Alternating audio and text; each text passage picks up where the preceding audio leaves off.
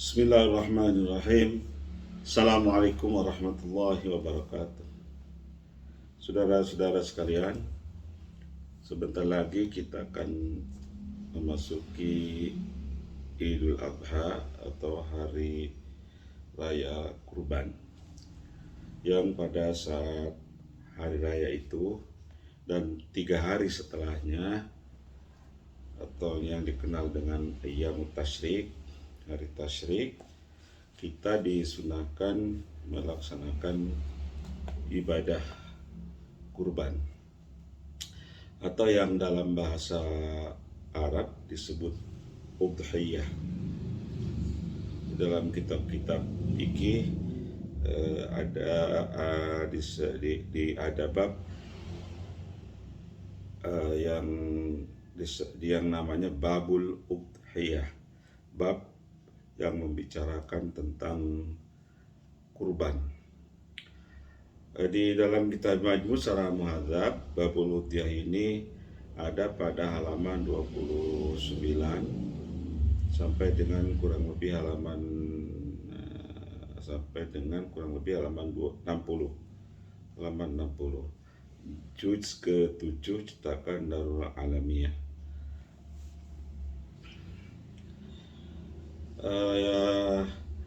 Imam An-Nawawi rahimahullah ta'ala mengatakan fil udhiyati arba'u lughatin.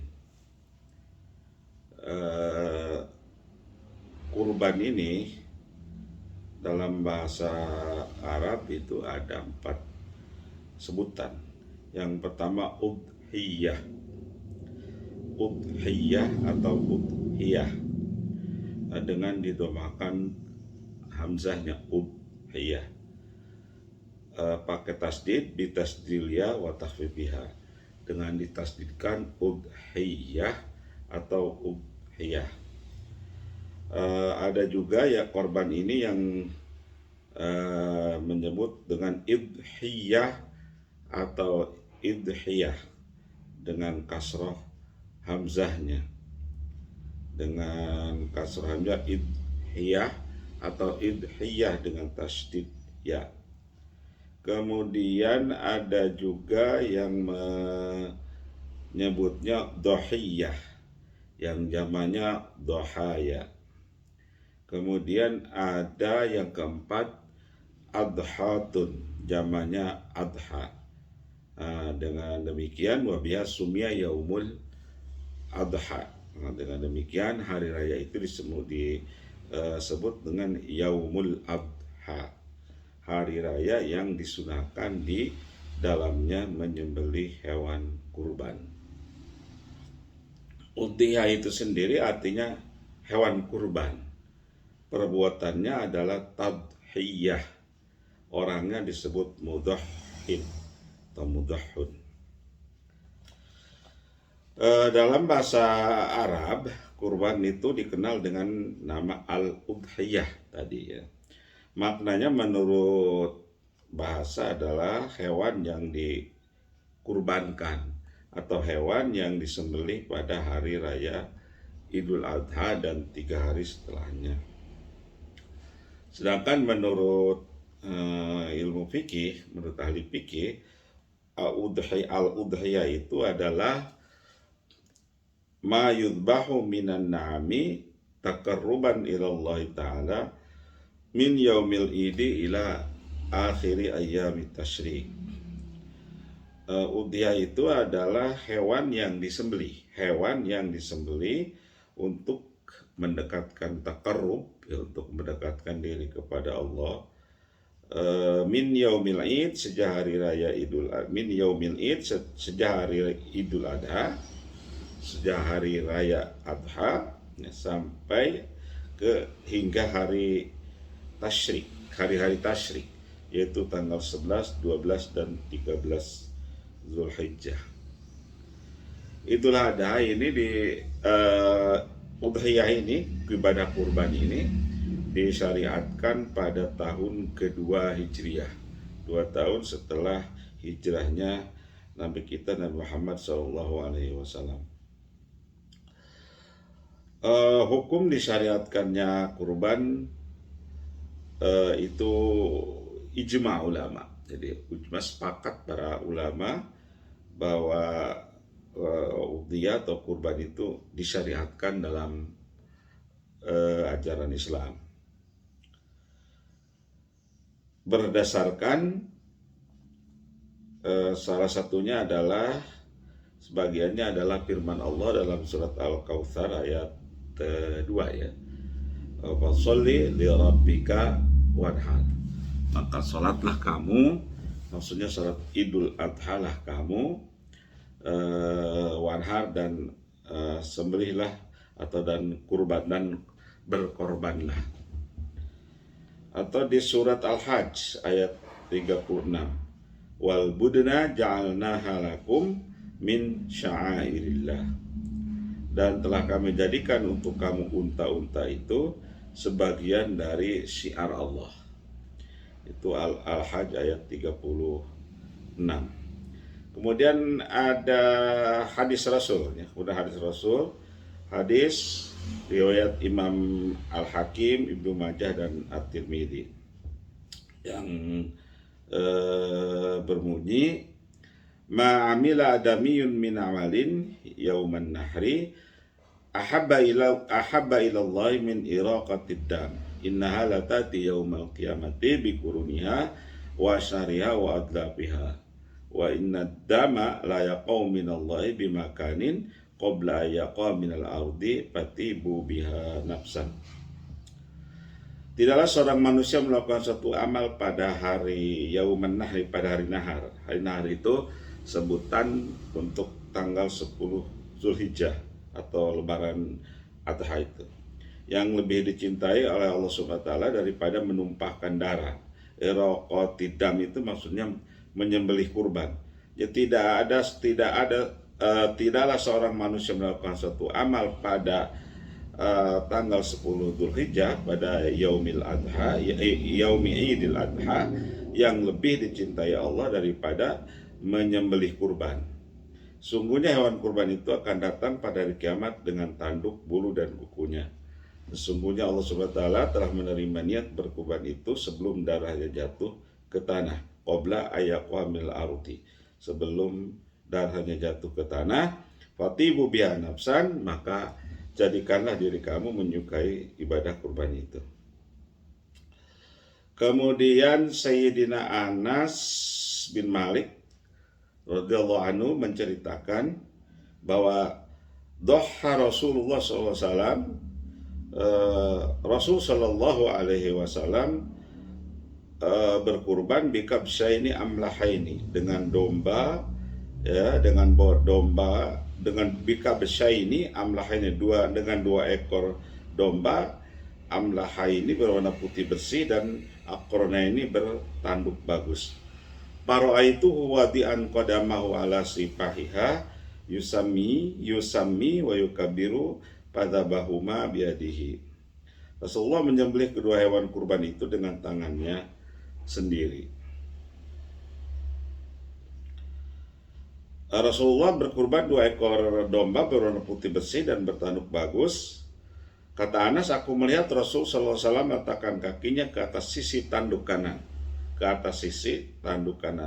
wadi'an qadamahu ala sipaiha, ke atas sisi tanduk kanan hewan kurban itu sambil menyebut nama Allah dan bertakbir. Fadabahu ma biadihi, Rasul menyembelih kedua hewan kurban itu dengan tangan beliau sendiri. Hadis ini diriwayatkan oleh Imam Bukhari dan Muslim. Kemudian para ulama juga ijma sepakat tentang disyariatkannya ibadah kurban ini. Juga hadis tadi, saudara-saudara sekalian, menunjukkan bahwa berkurban adalah ibadah yang sangat dicintai Allah pada hari Nahar itu, pada tanggal 10 Zulhijjah itu. Allah SWT menerima pahala kurban sebelum darah hewan kurban yang disembelih itu menetes ke tanah. Menunjukkan betapa cepatnya keridhaan Allah SWT diberikan kepada orang yang melaksanakan ibadah kurban. Sehingga sebelum darah itu menetes darah kurban itu menetes ke tanah, Allah sudah memberikan pahalanya. Ini menunjukkan bahwa Allah sangat ridho, sangat menyukai ibadah kurban ini. Juga kurban ini adalah sunnah Nabi Ibrahim alaihissalam yang dijalankan oleh Kanjeng Nabi Muhammad SAW. Seperti di surat As-Saffat ayat 107, Allah berfirman, wa fadainahu bidzibhin azim, dan kami tebus anak itu Nabi Ismail dengan seekor sembelihan atau kurban sembelihan yang besar, maksudnya kurban. Kurban itu hukumnya sunnah muakkad. Kurban itu hukumnya sunnah muakkad. Seperti dijelaskan di kitab Majmu' halaman 29, Imam An-Nawawi rahimahullah mengatakan ammal ahkamu faqala asy-Syafi'i wal ashabu at-tadhiyatu sunnatun muakkadatun wa syi'arun dhahirun yang bagi lil qadiri alaiha al muhafazatu alaiha. Hukumnya menurut Imam Nawawi, Imamuna Asy-Syafi'i wal ashab dan para sahabat Syafi'i mengatakan at-tadhiyatu sunnatun muakkadatun. Kurban itu adalah sunnah muakkad, dan wasyi'arun dhahirun, dan syiar yang jelas, yang ini pantas dilakukan oleh yang pantas syariat ini dipelihara dan dijalankan, pantas syariat ini al-muhafadzatu dipelihara dan dilaksanakan oleh umat Islam. Jadi hukum kurban itu adalah sunnah muakkad.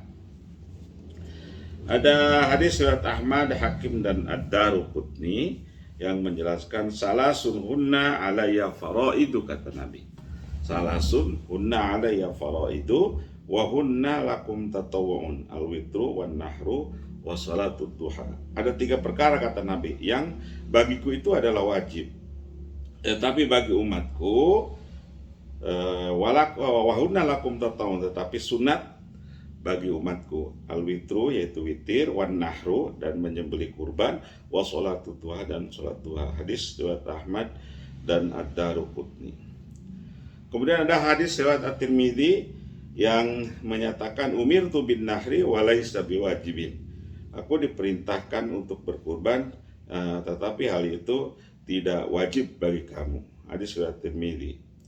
Dalam sebuah asar diriwayatkan dari Imam Al-Baihaqi disebutkan qala Syafi'i rahimahullah taala wa balaghana anna Abu Bakar As-Siddiq radhiyallahu anhu wa balaghana Abu Bakar As-Siddiq wa Umar radhiyallahu anhu kana la yudhhiyani karahiyata ayuqtadu bihima fayadunu man ra'ahuma annaha wajibatun.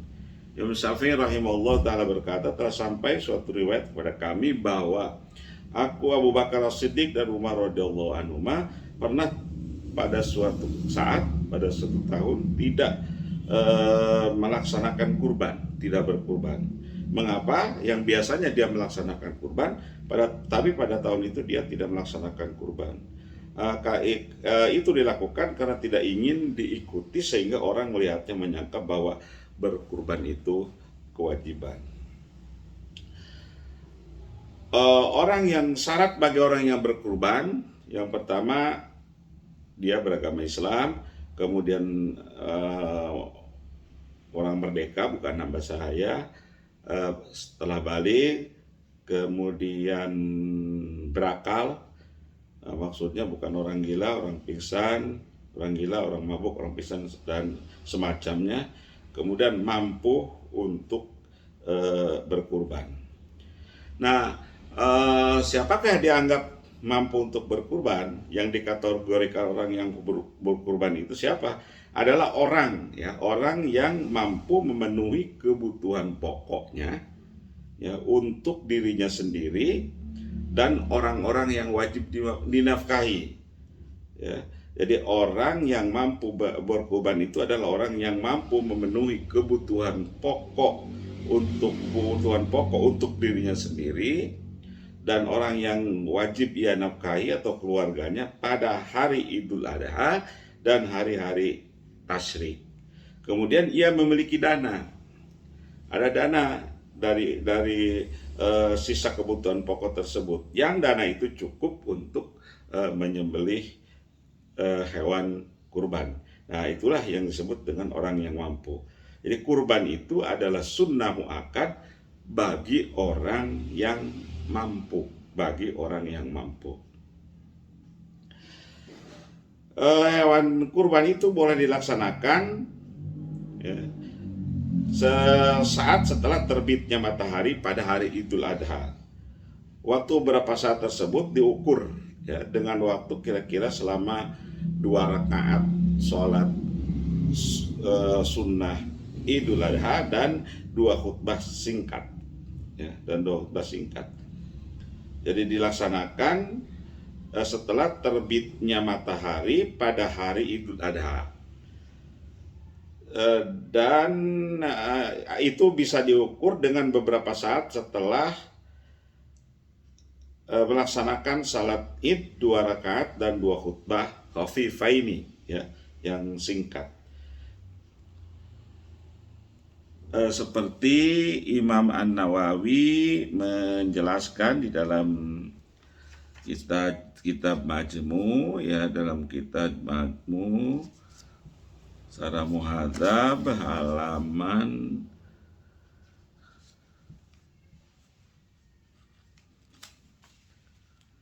33 ya, 33 ya, halaman 33. Fa'in mana ya? Ya ini waktu ya yadkhulu waktu tadhiyatu idza tala'ati syamsu yawman nahri wa madha ba'da tulu'iha qadar rak'ataini wa khutbataini khafifataini hadza huwal madhhab wa fi wajhun akhar dzakarul musannif wal ashab. Jadi waktunya adalah setelah terbitnya matahari dan setelah melaksanakan sholat sunnah Idul Adha dan berikut khutbahnya yang singkat. Hewan kurban yang disembelih sebelum waktu tersebut ya, sebelum melaksanakan sholat dan dengan khutbahnya, maka sembelihan kurban itu tidak sah ya. Tidak sah. Yang istilah Nabi, wa man nahara qabla sholati fa inna muwalahmun qaddamahu li ahli. Dan barang siapa yang menyembelih hewannya berkurban qabla sholati ya, sebelum sholat dan khutbahnya, walahmun qaddamahu li ahli, itu termasuk daging biasa yang dipersembahkan untuk keluarganya, artinya itu tidak termasuk kurban.